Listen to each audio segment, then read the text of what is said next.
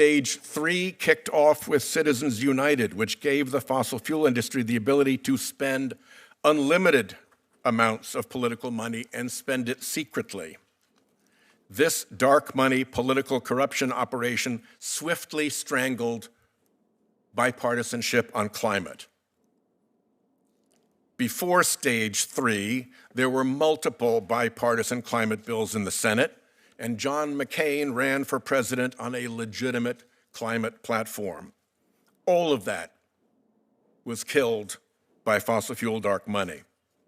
Now we're in the most dangerous stage, where the corruption is so entrenched that the fossil fuel industry can infiltrate and weaponize the federal government as its own industry tool to defeat energy competitors whose product is cleaner, safer, and cheaper. But no Republican dares talk about that problem any longer. Such is the party's dependence on those big fossil fuel donors. President Trump asked the fossil fuel companies for a $1 billion campaign slush fund in 2024, and they expect and got a return on their investment. Quid pro quo. The lies and fraud are legion, but to use just one Rhode Island-based example, senior cabinet officials continually assert that offshore wind is unaffordable when the opposite is true.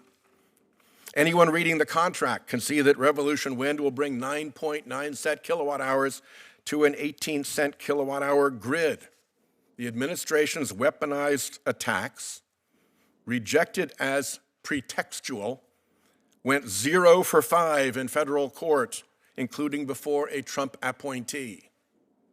Instead of focusing on this massive fraud, or holding the administration accountable for the monumental levels of fraud and corruption in its own ranks, a Texas chairman holds a hearing on fraud in Minnesota, which is neither the biggest issue in Minnesota nor the biggest example of fraud. There's a biblical saying about the mote in another's eye and the beam in your own from the Sermon on the Mount. Why beholdest thou the mote that is in thy brother's eye, but considerest not the beam that is in thine own? Asked Jesus. I will leave it at that.